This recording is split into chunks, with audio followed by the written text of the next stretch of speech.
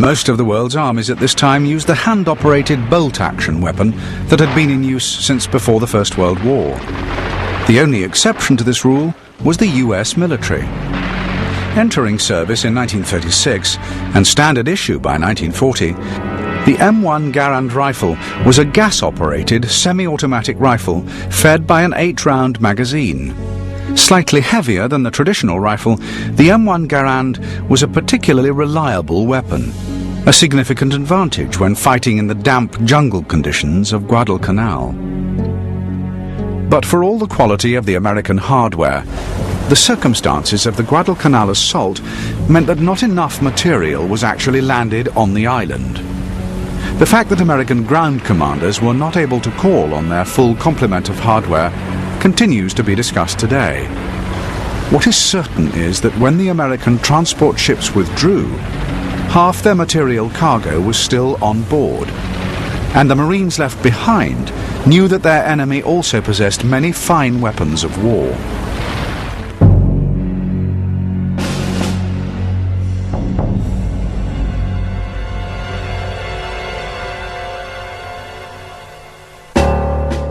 Success in jungle warfare can often be decided by one of the most ancient of all aspects of combat, the skill and resources of the individual soldier. And for the Japanese infantryman, much of his strength derived from the quality of his rifle, typically the Type 99.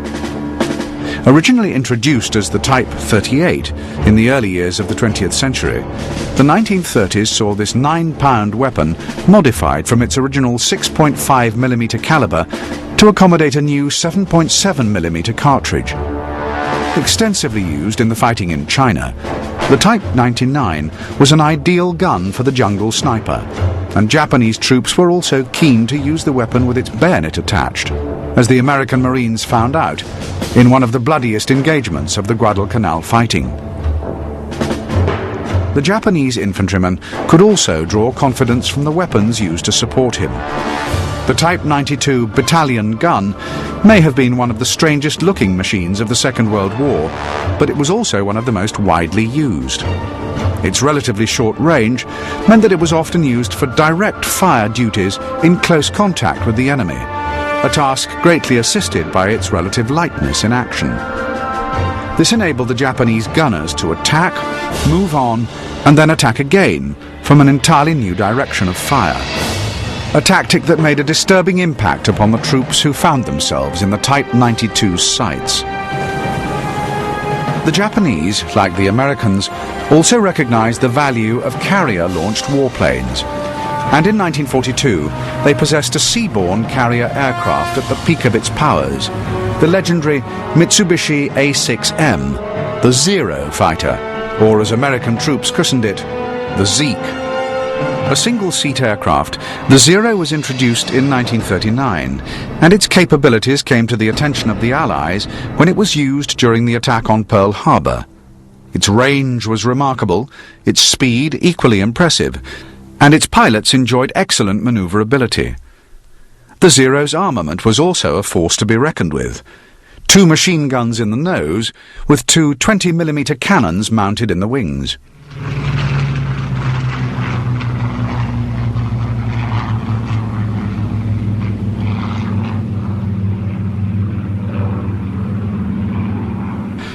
Developed to replace the GM3, which had been in production since 1936, the Mitsubishi G4M entered service in the spring of 1941.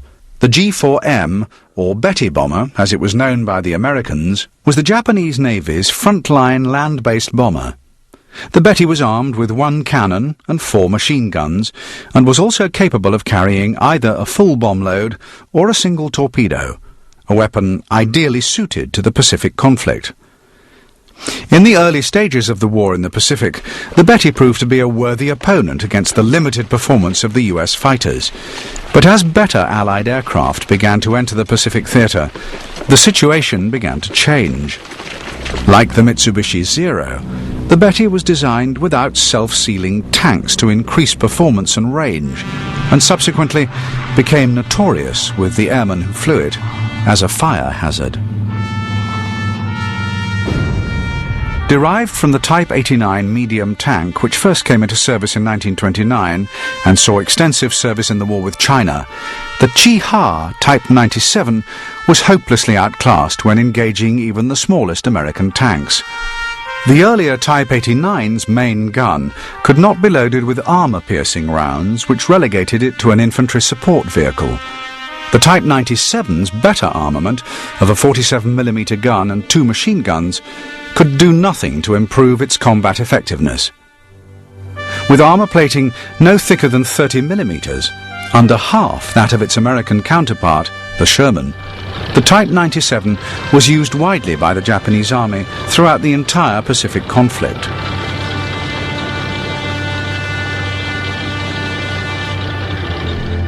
The 70mm infantry howitzer, or mountain gun Type 92, was found to be completely inadequate against American armour and was relegated to nothing more than an infantry support weapon.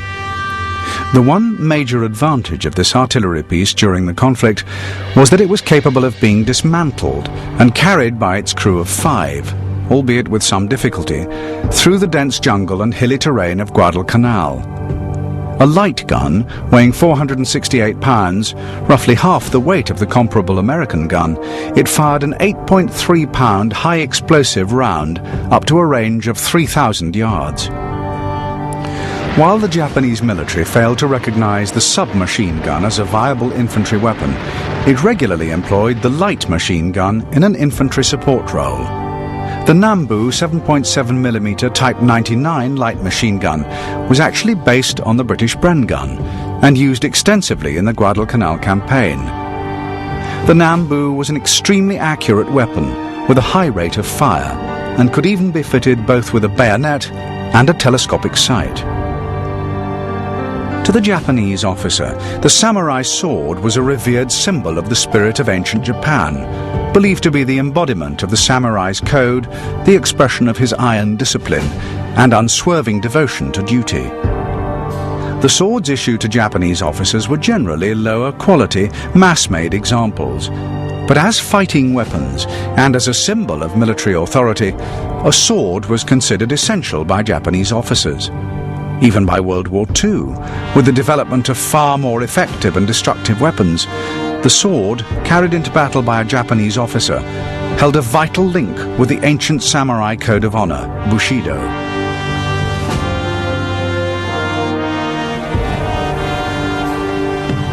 As the American invasion force moved into position in the Solomon Islands on the 7th of August 1942, the story of the Pacific War still had a long way to run.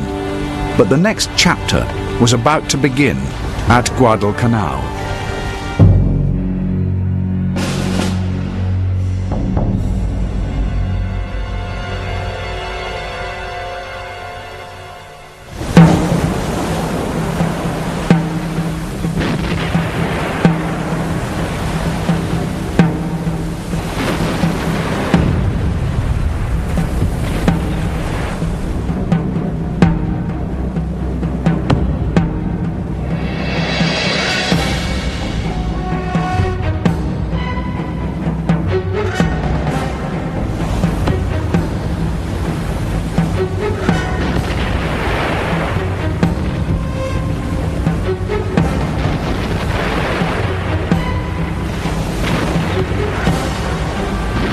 To the pleasant surprise of the American troops, the landing on Guadalcanal was made without the attentions of the enemy.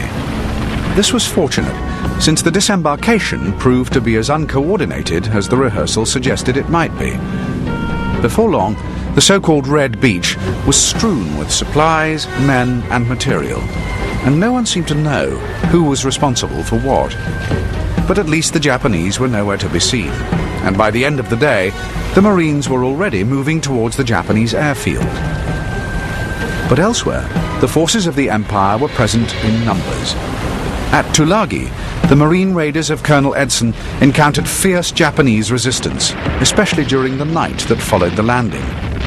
In the darkness of the jungle, no fewer than 4 Japanese assaults were beaten back, and it took until the end of the second day before Colonel Edson could report the final reduction of Japanese troops.